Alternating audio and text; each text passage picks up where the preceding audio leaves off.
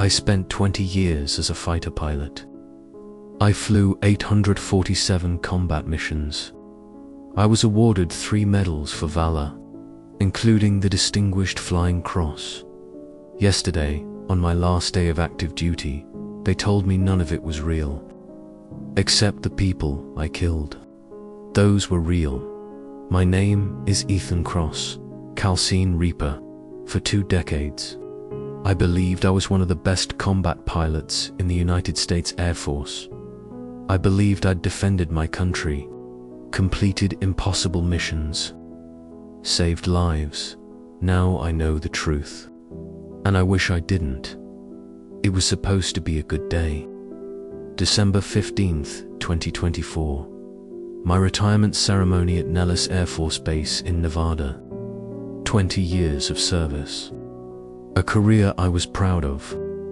A legacy I thought would define me. The morning started normally. I put on my dress uniform for the last time, looked at myself in the mirror. The medals on my chest represented missions I'd flown, targets I'd destroyed, threats I'd eliminated. Each one a story. Each one a moment where I'd made the right call under impossible pressure, or so I thought. The ceremony was standard military fare, speeches, handshakes, a flag presentation. My squadron commander, Colonel Sarah Vance, gave a speech about my exemplary service, my unmatched skill in high-stress combat situations, my surgical precision in target elimination. I shook hands with dozens of people, officers I'd served with, pilots I'd trained, ground crew who'd maintained my aircraft. Everyone congratulating me, thanking me for my service at 1400 hours after the ceremony ended. Colonel Vance pulled me aside. "Ethan, before you leave, there is someone who wants to speak with you, privately." "Who?" "General Marcus Webb. He's waiting in Building 7. He asked for you specifically." I didn't know General Webb personally, though I knew the name. Head of Special Access Programs. The kind of position where you don't ask questions about what they do. What does he want? Vance's expression was unreadable. He said, "It's time you knew the truth about Project Sentinel." Project Sentinel. I'd never heard of it. What's Project Sentinel? That's not my clearance level. But Ethan, she hesitated. Whatever he tells you, remember that you served with honor. That doesn't change. The way she said it made my stomach drop. Like she was preparing me for something. Like she knew what was coming. Building 7 was a nondescript concrete structure on the edge of the base. No windows. Heavy security. The kind of place where classified briefings happened. I was escorted to a small conference room. Gray walls. A table. 2 chairs. And General Marcus Webb. He was in his 60s. Gray hair. Sharp eyes. The kind of officer who'd seen too much and stopped being surprised by anything. "Captain Kraus, sit down." I sat. He placed a folder on the table between us. Classified markings. My name on the tab. 20 years, he said. "You've had an exemplary career. Highest mission success rate in your class. 0 operational failures. 347 confirmed target eliminations. Thank you, sir. I'm not complimenting you, Captain. I'm stating facts. Facts you deserve to know before you leave this life behind." He opened the folder. Inside were documents, photos, flight logs, all stamped with clearances I'd never seen before. What you're about to learn is classified at the highest level. You'll be required to sign non-disclosure agreements. You'll never be able to discuss this with anyone. Not family, not friends, not therapists. If you violate that, You'll spend the rest of your life in a military prison. Do you understand? Yes, sir. Good, because what I'm about to tell you will change how you see everything you've done for the past 15 years. He slid a photo across the table. An F-35 Lightning II. My aircraft. Or what I thought was my aircraft. This is the plane you believe you've been flying since 2009, correct? Yes, sir. F-35A. Tail number 095004. No, Captain. You haven't flown that aircraft in 15 years. You haven't flown any aircraft in 15 years. I stared at him. Sir, I don't understand. I flew a mission 3 weeks ago. Combat patrol over you flew a simulation. An extremely advanced simulation, but a simulation nonetheless. The room felt like it was tilting. That's not possible. I felt everything. The G, the vibration, the sound, the Project Sentinel. Initiated in 2009, a joint program between DARPA, Air Force Special Operations, and a private defense contractor.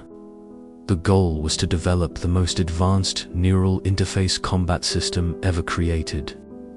A way to conduct remote military operations with human decision-making, but without putting pilots at risk. He pulled out another document. Diagrams, brain scans, technical specifications I didn't understand. You were selected, along with 47 other pilots, to participate in what you believed was an advanced training program. Enhanced simulation for combat readiness. You were told the missions were training exercises, that the targets were computer-generated, that the scenarios were designed to test your skills. They were training exercises. No, Captain. They were real operations. Every mission you flew was real. But you weren't in a cockpit 40,000 feet above hostile territory. You were in a sealed chamber in this building, connected to a neural interface, controlling an unmanned combat aerial vehicle through direct brain-computer link. I felt my pulse in my temples. That's not possible. I would have known. I would have felt the difference. The interface is so sophisticated that your brain can't tell the difference. Every physical sensation, the acceleration, the turning forces, the vibration of the engine soul of it is generated directly in your nervous system. Your brain believes you're flying. Your body believes you're flying. But you're sitting in a chair, and your consciousness is piloting a drone half a world away. He slid another photo across. A sleek, unmanned aircraft. No cockpit, no canopy. Just smooth metal and weapon systems. This is what you've really been flying. The Sentinel MQX, controlled entirely through neural interface. No traditional flight controls. Just thought, intent, reflex. The aircraft responds to you faster than any mechanical system ever could. Because there's no delay between decision and action. Your brain thinks it, the drone does it. Asterisk, asterisk, I sat there, silent, trying to process. 15 years. 15 years of missions I thought were real. Except they were more real than I'd known. Just not in the way I'd believed. The targets, I said quietly. The 347 confirmed kills. Were those real? Webb's expression didn't change. Yes, every target you eliminated was an actual enemy combatant. An actual threat. The intelligence was real. The coordinates were real. The missions were real. Only your physical location was different. Why? My voice sounded hollow. Why lie to us? Why not just tell us we were piloting drones? Because traditional drone operators suffer from extreme psychological trauma. They go to work in an office, they kill people on a screen. Then they go home and have dinner with their families. The cognitive dissonance destroys them. PTSD rates for drone operators are higher than for combat pilots. He tapped the folder. But combat pilots, real pilots who believe they're in danger, who believe they're in the fight, they don't have that disconnect. Your brain believed you were at risk, believed you were in combat, so it processed the missions the same way any combat pilot processes them, as survival, as necessity. As war, you manipulated us. You made us think we were in danger when we weren't. We gave you the psychological framework to do an impossible job without breaking. And it worked. Your success rate is unprecedented. Your decision-making under pressure is flawless. You've prevented countless attacks, saved thousands of lives. You did everything a combat pilot does. You just did it from a different seat. I looked at the photos, the diagrams, the evidence of 15 years of deception. When did it start? When did the switch happen? Webb pulled out a mission log. December 3rd, 2009. You reported for what you believed was a routine training exercise. Enhanced simulation program. You entered the chamber. You flew the mission. You landed. You debriefed. And from that day forward, every mission you flew was through the interface. But I remember walking to my plane. I remember climbing into the cockpit. I remember memory manipulation, part of the protocol. After each mission, while you're still connected to the interface, we introduce false memories. The walk to the aircraft, the pre-flight check, the taxi to the runway. Your brain fills in the details because that's what it expects. That's what it's trained to do. I felt sick. How many others? 47 pilots in the program. You're the first to retire, which means you're the first to be told the truth. Why tell me at all? Why not just let me leave believing the lie? Because you deserve to know. And because, legally, we can't continue the deception after your active duty ends. The contract you signed buried in the paperwork you never read carefully stipulated that, upon retirement, you would be fully debriefed on any classified programs you participated in. He slid a final document across pages of legal text. My signature at the bottom. Dated 2009. You consented to this, Captain. You just didn't know what you were consenting to. They kept me in that building for 6 hours. Showed me everything. Mission footage from the actual drones. My brain activity during combat operations. The technology behind the neural interface. The full scope of Project Sentinel. I watched video of myself, my body sitting in a reclined chair in a sealed chamber. Helmet covering my head. Wires, monitors. My eyes moving behind closed lids, like I was dreaming. My hands occasionally twitching, as if manipulating controls that weren't there. And on the screens around me, the real-time footage from the drone. Flying at Mach 1.6, locking targets, firing missiles. Everything I believed I was experiencing. They showed me a mission from 2012, a strike on a terrorist compound in Yemen. I remembered it vividly. The flight in, the target acquisition, the decision to fire, the explosion, the confirmation of target elimination. But the video showed something different. It showed my body in the chamber, completely still except for micro movements. And it showed the drone, 6,000 miles away, executing every maneuver I thought I was making. How does it work? I asked. How do you translate thought into aircraft control? The technical officer, a woman named Dr. Lisa Tran, pulled up a diagram.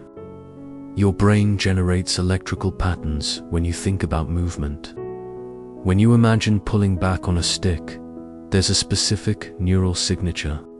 We map those signatures, train the system to recognize them, and then we translate them into drone commands.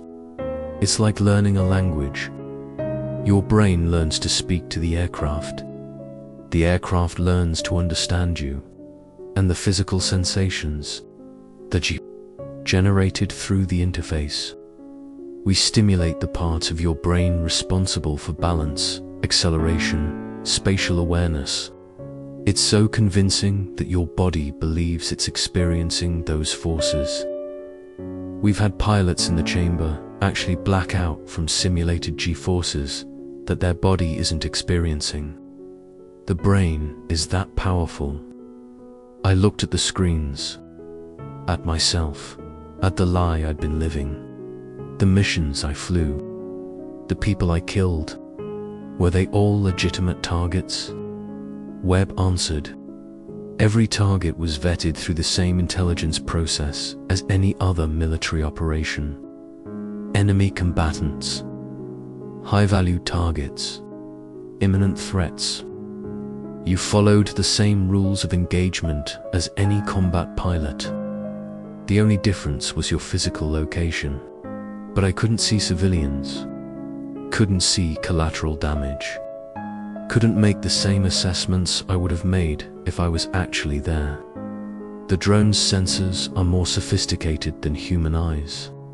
You had more information, not less. Your success rate for precision strikes with minimal collateral damage is higher than traditional pilots, because I didn't know it was real, because I thought it was a simulation. Webb was quiet for a moment. That's part of it. Yes, the psychological distance allowed you to make clearer decisions, less hesitation, better accuracy.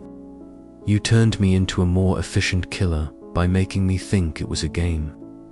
We turned you into a more effective soldier by removing the fear of death.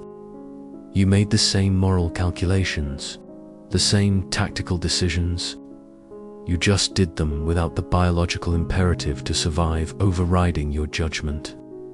They made me sign the end pages of them, threatening everything from court-martial to life imprisonment if I ever disclosed what I'd learned.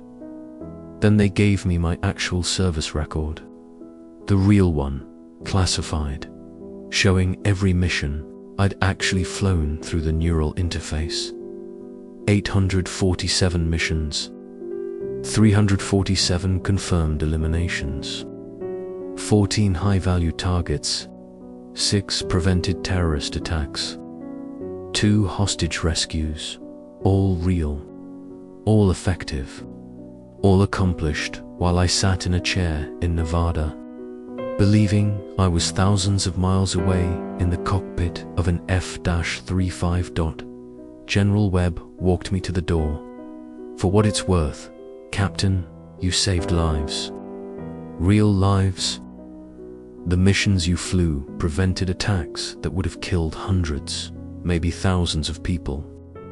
The fact that you flew them from a chamber instead of a cockpit doesn't change that. It changes everything, I said. Every memory I have of being a pilot, every moment I thought I was up there. It was a lie.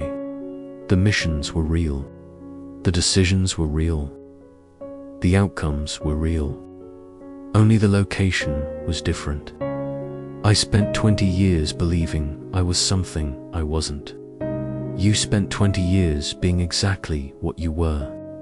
One of the most skilled combat pilots in military history. The fact that you flew through a neural interface instead of manual controls doesn't diminish that. I looked at him. Did you know? When you recruited me in 2009, did you know what you were really recruiting me for? Yes, and you said nothing. I followed orders, just like you did. I left Nellis Air Force Base at 1900 hours. Drove away from the only life I'd known for 20 years. The only identity I'd ever had. Fighter pilot. Combat veteran. Decorated officer. All of it real. All of it fake. Depending on how you defined real. I spent the next 3 days in my apartment, going through everything. Every memory, every mission, trying to separate what was real from what was implanted. The problem was, I couldn't. The memories felt real. The sensations felt real. My brain couldn't distinguish between actual experience and simulated experience because, to my brain, there was no difference. I remembered the feeling of pulling G's in a hard turn. The pressure on my chest, the tunnel vision, the physical effort of staying conscious. None of it actually happened to my body, but all of it happened to my brain. I remembered the moment of firing a missile, the slight recoil, the flash, the tracking of the projectile toward its target, the explosion. I was in a chair the whole time, but the decision to fire, that was mine. The calculation of acceptable risk, mine. The moral weight of ending a life, mine. That part was real. Horribly, inescapably real. On the 4th day, I did something I probably shouldn't have. I contacted another pilot from my squadron. Jake Havoc Morrison.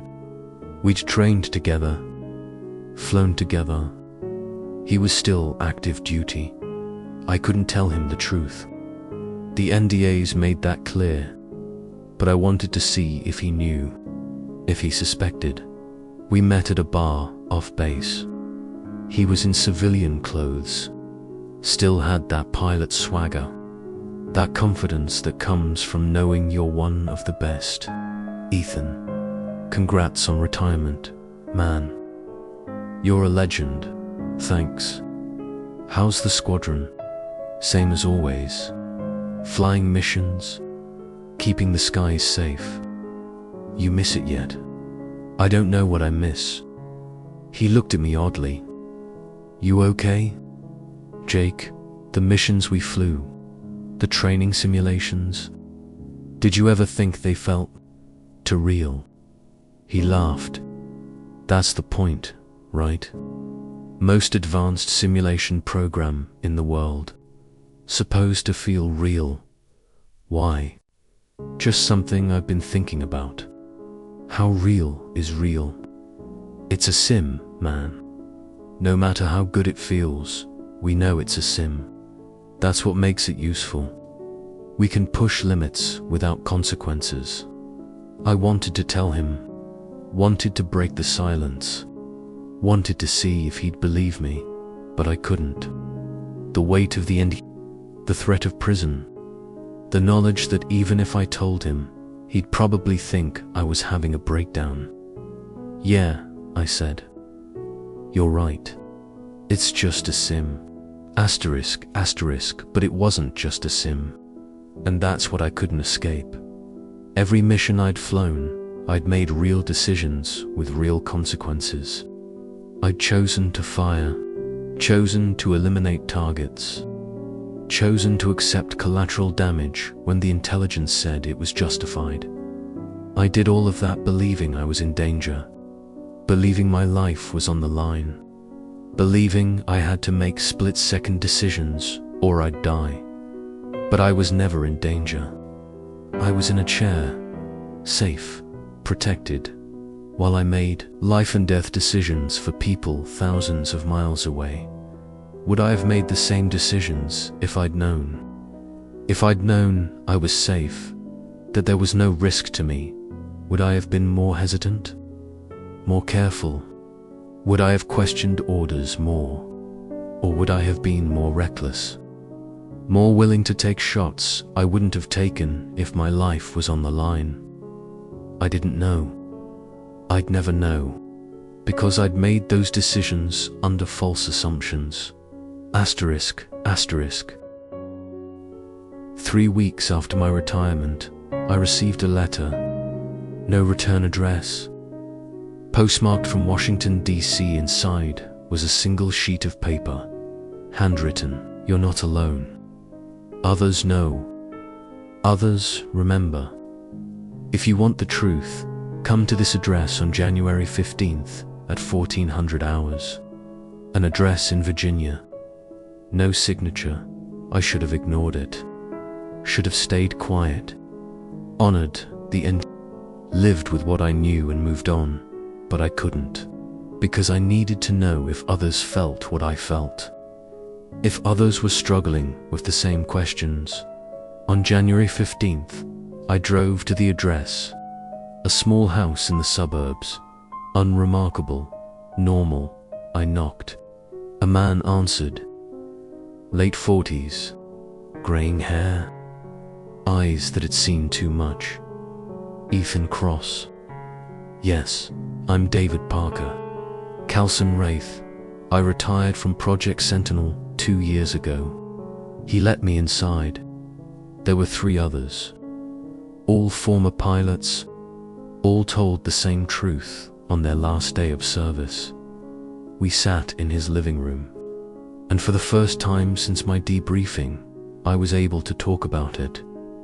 How do you live with it? I asked, knowing that everything you believed about yourself was a lie.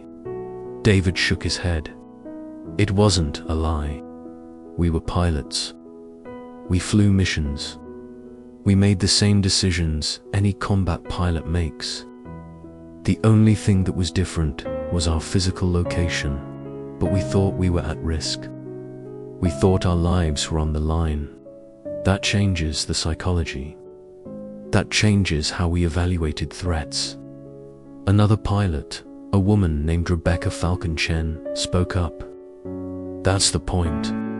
They needed us to believe we were at risk, so we'd perform like combat pilots, not like drone operators. They needed our survival instinct engaged. Our combat reflexes at full capacity. They lied to us. They used us, David said. But the missions were real. The threats were real. The people we stopped were real threats. I've spent 2 years wrestling with this, and that's the only truth I can hold on to. Whatever they lied about, whatever they manipulated, the outcome was that we saved lives. At what cost? I asked, how many of us are there? How many pilots have they put through this program? We don't know. They won't tell us. But we've found 12 so far. All retired. All told the same truth. All bound by the same NDAs. Have any of you thought about going public? The room went quiet. Finally, David spoke. Every day. But what would that accomplish? We signed the contracts. We agreed to classified programs. We don't have proof that would hold up in court. And even if we did, what would we say? That we're upset we saved lives from a chair instead of a cockpit. We'd say they violated informed consent. They manipulated us. They made us killers without us fully understanding what we were doing. We were always killers, Ethan. That's what combat pilots are. We just didn't know the full picture of how we were doing it. I left that meeting more conflicted than when I arrived, because they were right. The missions were real. The threats were real. The lives saved were real. But so was the deception. So was the manipulation. So was the violation of everything I thought I understood about my own life. I spent the next month reviewing everything I could remember. Every mission, every decision, every moment I'd thought I was in the cockpit of an F-35, and I realized something. The version of me that flew those missions, the version that believed he was at risk, that believed he was in danger, that made split-second decisions under fire, that version was real. That wasn't a simulation. That wasn't implanted. That was me. My training, my skills, my judgment, The only thing that was fake was the danger. But the decisions, those were mine, and I had to live with that. It's been 6 months now. I'm still adjusting to civilian life, still processing what I learned, still trying to figure out who I am now that I know the truth. I was a fighter pilot for 20 years. That's not a lie. I flew 847 combat missions. That's not a lie. I saved lives, stopped threats, protected people who will never know my name. That's not a lie. The only lie was where I was when I did it. And maybe, in the end, that's enough. Or maybe it's not. I don't know yet, but I know this. I made real decisions with real consequences. I took real lives to save real lives. I did what I believed was right. Under the circumstances I believed I was in. That doesn't change just because I was sitting in a chair instead of a cockpit. The missions were real. The weight is real. The responsibility is real. And I'll carry that for the rest of my life. Whether I was at 40,000 feet or in a sealed chamber in Nevada, I was still the one who pulled the trigger. And that's the truth I have to live with.